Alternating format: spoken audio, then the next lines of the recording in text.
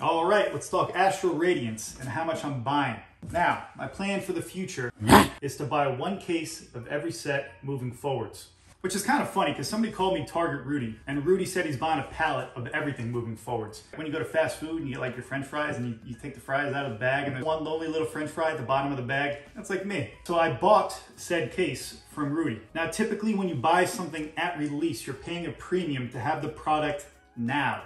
For me, as a 96% investor, I don't get that value because I'm not gonna open this stuff. So why am I buying it now? I paid $100 a box from Uncle Rudy. You could technically get it cheaper right now on eBay if you buy 4 cases and if you have a reseller's permit like I do, so you don't pay sales tax. But I don't know if I want 4 cases. If the price falls more, maybe I'll reevaluate my situation in the future. But why am I buying it now? If I spend a minute every day watching the price of Astral Radiance, after a month, it's a half hour, right? 2 months, it's an hour. How much further do you think the price will fall? Do you think you can get this for $85 a box eventually in 6 months?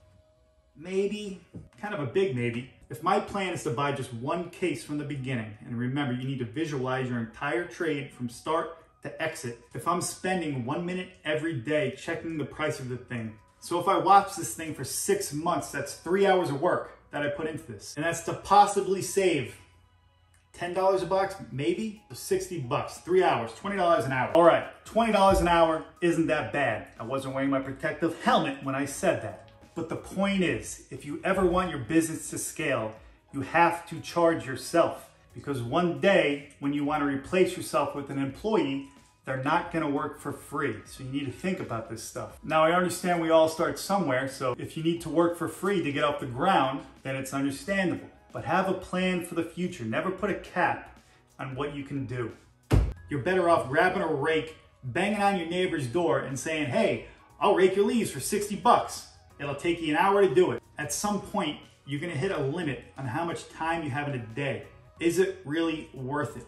You have to think about the sustainability of your business. Now, if you're buying 500 boxes, all right, then your cost basis becomes more important. But my plan is to only buy 6 boxes. Also, we've spoken about reprints on certain sets here. I have faith in Pokemon's team that they're not gonna collapse the price of this thing. Now, it's possible I'm wrong, but I believe moving forward that Pokemon's team that knows more than I do, that there's more people than me, that have inside information, are gonna do a better job to keep the price at $143. Now don't get your hopes up about this Evolving Skies reprint.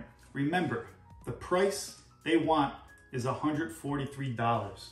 So when this thing does get reprinted, don't expect to be buying your boxes of Evolving Skies for 85 bucks. The price will probably come down to about $143. All right, that's just something I wanted to get off my chest. It's something you kind of really need to think about if you want to actually have a sustainable business. Is this method sustainable? Is spending 10 hours to save yourself $10 really worth it?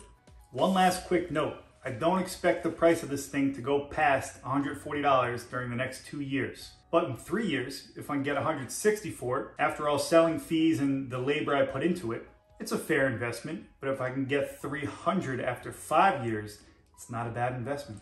That's a big if. If I can get $300. Is spending all this time, if you're only gonna buy a small amount and you're only gonna save a little amount, is it really worth it? Bye-bye.